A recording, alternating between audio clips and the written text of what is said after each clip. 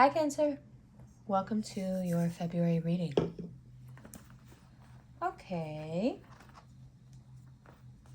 so it's a heavy month. There's a lot that is being restructured, and most of it is in your love life. So especially if you are a Cancer rising, it's time to look at the wounds of the past. Those wounds that have continued to bleed. Those wounds that have created the scar tissue from those wounds has created the structure, perhaps, of your romantic life. Perhaps the scar tissue has been so pervasive that you've just been in a state of limbo. Perhaps what was most wounded was your idealism when it comes to what a relationship is supposed to be.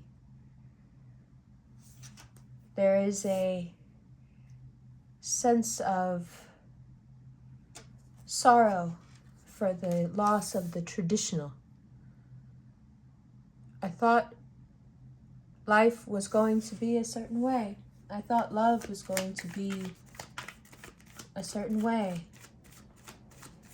But then these things happened, and that doesn't fit with what I thought life would be like. It's not the romance I thought it would be. It's not the family I thought it would be. It's not the traditional roles I thought we would play. Why is it all so different from what I was told?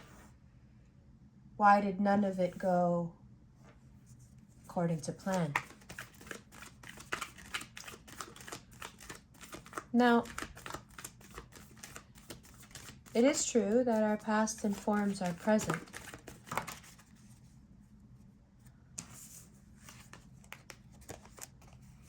But I think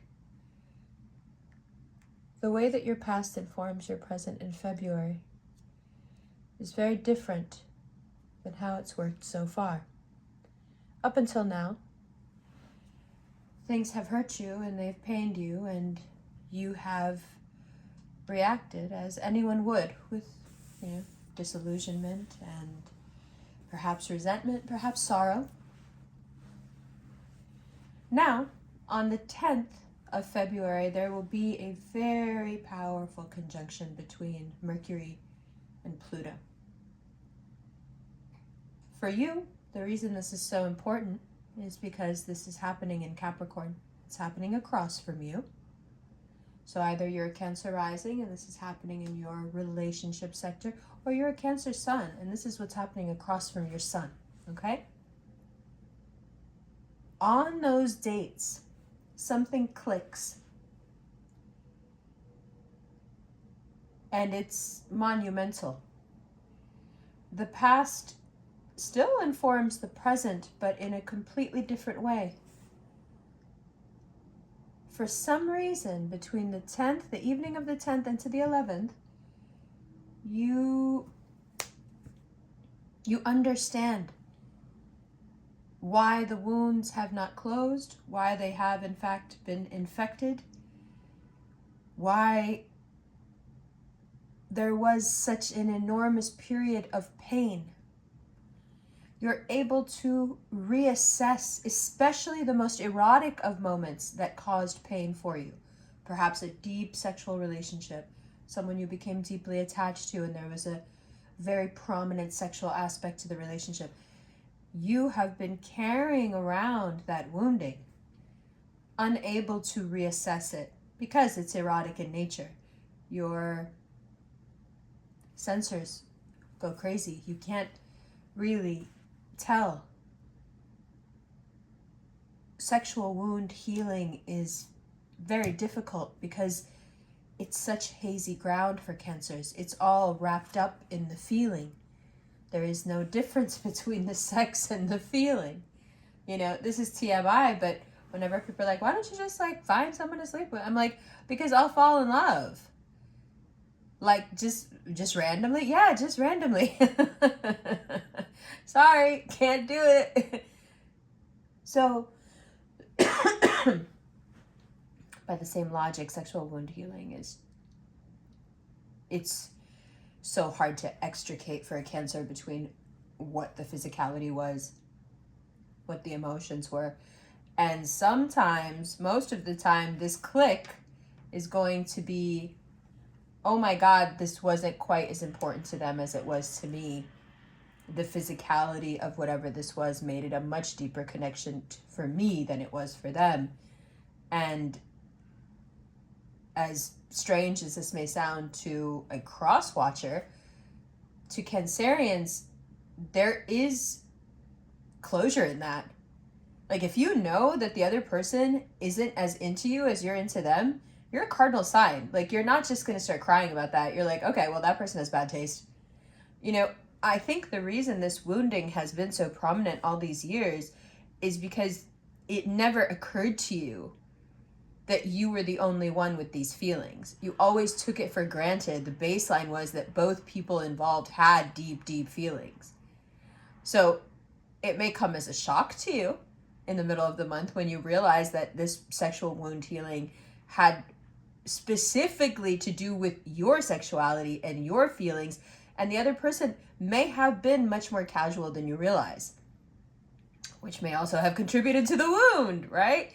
So anywhere in your life where you feel that you are being casually treated when it comes to sex, whether you're in an established relationship and you just don't feel like the person is like respecting you, or they're not fulfilling your needs, or if you're in a situationship and you don't know where you stand and sex is kind of this irresponsible act, or if you're in a post-relationship grieving period where, you know, as Cancerians, that, again, what I just mentioned, this attachment that happens through physicality can be perhaps the most troubling to deal with post-breakup. It's where we get stuck. So this February 10th to the 11th is really, really big, because when Cancers get stuck, they get stuck. So to get unstuck, and to be unstuck because of, you know, a click that happens in your head where you're like, oh my God, that's what happened. So the way the astrology is going to work is really interesting. You have Mercury in this Pluto conjunction, right, between the 10th and the 11th. And right then it like whips past into, Mercury will then go quickly into Aquarius. So once Mercury moves into Aquarius on the 11th, so the morning of the 11th, it's very possible for a completely new relationship to start out of nowhere, or for you to realign with somebody that is just as wounded by what happened between you guys as you are. Both of these possibilities exist, but it's something clicks in your head and you've realized, okay, along with this click. So first there is this realization of the sexual wounding. There's a realization that perhaps I was feeling more than the other person, or whatever you come to, whatever it is specifically for you that you get, and you're like, aha, this is why I've been feeling this way. I'm sorry, I'm messing with the camera. I can't help it. I just let it look crooked and now I'm regretting moving it at all. Okay, it's fine. Right? Once you get there, then you're going to have a successive cascade of realizations, okay? It's going to go something like, oh my God, I've been really, really possessive in relationships. I've been really jealous in relationships. I've been manipulative in relationships. I've been coercive in relationship.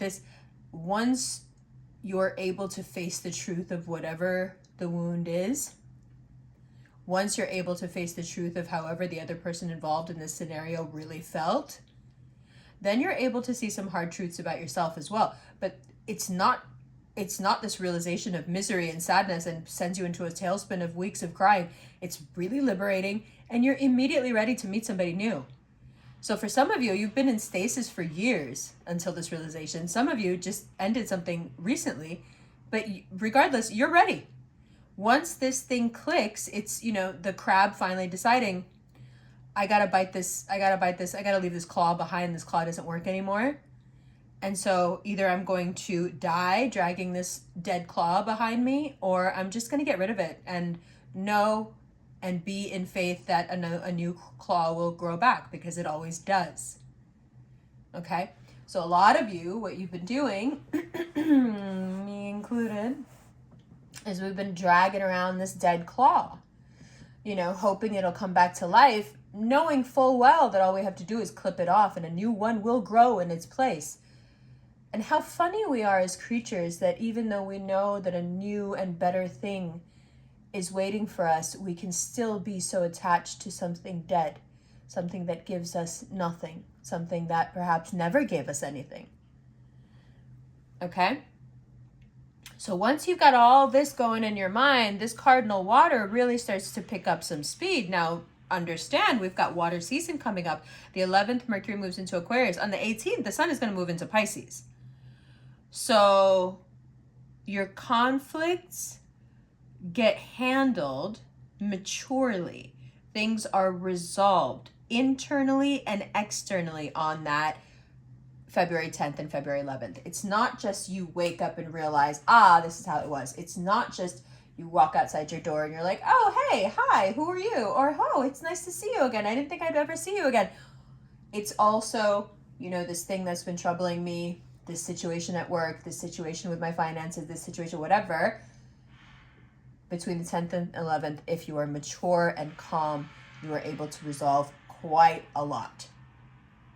Okay? Because you have this, because of this interesting meeting between communication and chaos, you're able to zip through with some very good ideas. And it's just the barest of openings of a door with extreme light behind it. You see what you need to, and boom, it's over. Now we're going to take what we learned and we're going to apply it. Okay? We're going to be as honest as we can about the dysfunction and turn it into power through acknowledging it, especially, again, sorry to harp on it, on the sexual aspect. Wherever that pain is that needs to be resolved, those wounds need to be bandaged. Okay? And remember, as soon as Pisces season starts, the pressure inside your shell becomes very intense. You're a creature of the tide, not of the deep, deep, deep. Right? Pisces season is going to pull us into the black hole of black holes. When we get down there, you will feel like your shell is going to break. It won't. But perhaps you will, by the end of the month, think, I might need a new shell altogether. And then the 10th and 11th come into perspective at the end of February. And you realize that, that was the first step. Those thoughts and those admissions to self were the beginning of a process that would ultimately lead from, I have to let go of those thoughts, I have to let go of those characteristics, I have to let go of those tendencies, I have to let go of this dead claw, to I need a new shell. And if you're kind to yourself, if you allow yourself the room to be a flawed person, if you're allowed to think, yeah, maybe it's time for a new shell. If you're allowed to think, yeah, whatever this wounding is that I'm carrying, my loyalty is not to the pain. My loyalty is not to the wound. My loyalty is not to the sadness. My loyalty is to the connection. And that connection, once you strip away everything else, whether it's being together or not being together, where the person's not even here yet or anymore, it doesn't matter.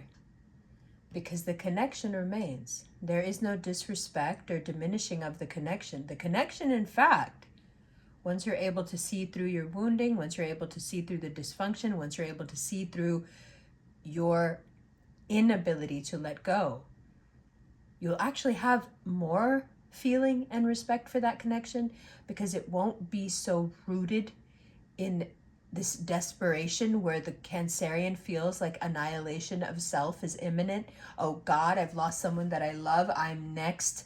I'm barely at death's door. I'm basically at death's door as it is. I've got one foot in the grave because this person's not here anymore.